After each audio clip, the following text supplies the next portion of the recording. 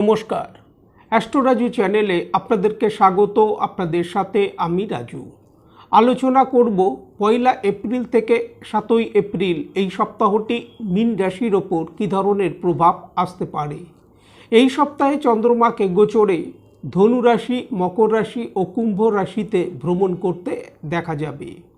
ভিডিওটি শুরু করবার আগে আপনাদেরকে বলবো, যারা যারা অনুষ্ঠানটি দেখছেন প্লিজ চ্যানেলটিকে সাবস্ক্রাইব করতে ভুলবেন না। আর যারা যারা সাবস্ক্রাইব করছেন তাদেরকে আমার অসংখ্য ধন্যবাদ। সপ্তাহের শুরুতেই চন্দ্রমাকে গোচরে আপনাদের রাশির দশমভাবে অর্থাৎ ধনু রাশিতে অবস্থান করতে দেখা যাচ্ছে। ধনু রাশিতে চন্দ্রমাকে গোচরে বুধবার ভোর 4:30 আগে পর্যন্ত অবস্থান করতে দেখা যাবে। এই সময় ভাগ্যের সহায়তা আসতে দেখা যাচ্ছে। কর্মক্ষেত্র, ব্যবসায়িক ক্ষেত্রে অগ্রগতি আসতে দেখা যাচ্ছে। আর্থিক দিক থেকে এই সময় লাভপ্রাপ্তি আসতে দেখা যেতে পারে। বিদেশ সংক্রান্ত কাজকারবারের ক্ষেত্রে এই সময় লাভপ্রাপ্তি আসতে দেখা যাচ্ছে। তবে খরচের পরিমাণ এই সময় কিছুটা বৃদ্ধি পেতে দেখা যেতে পারে। বুধবার ভোর 4:30 পর চন্দ্রমা গোচরে আপনাদের রাশির একাদশভাবে অর্থাৎ মকর রাশিতে প্রবেশ করবে এবং শুক্রবার সকাল 7টার আগে পর্যন্ত চন্দ্রমাকে গোচরে মকর রাশিতেই অবস্থান করতে দেখা যাবে। আর্থিক দিক থেকে এই সময় লাভপ্রাপ্তি আসতে দেখা যাচ্ছে। কর্মক্ষেত্র, ব্যবসায়িক ক্ষেত্রে অগ্রগতি আসতে দেখা যাচ্ছে। কোনো ইচ্ছাপূর্তি এই সময় সম্পন্ন হতে দেখা যেতে পারে। আটকে থাকা কাজগুলি এই সময় সম্পন্ন হতে দেখা যেতে পারে।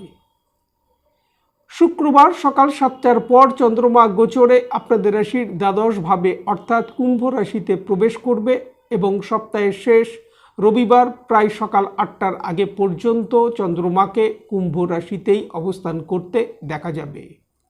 বিদেশ সংক্রান্ত কাজকারবারের ক্ষেত্রে এই সময় লাভপ্রাপ্তি আসতে দেখা যাচ্ছে। আর্থিক দিক থেকে এই সময় লাভপ্রাপ্তি আসতে দেখা যাচ্ছে। আটকে থাকা কিছু কাজ এই সময় সম্পন্ন হতে দেখা যেতে পারে। খরচের পরিমাণ এই সময় কিছুটা বৃদ্ধি পেতে দেখা যাচ্ছে। জাতকের এই সময় মানসিক স্থিতির সাথে সাথে শরীর স্বাস্থ্যের ওপর খেয়াল রাখা উচিত।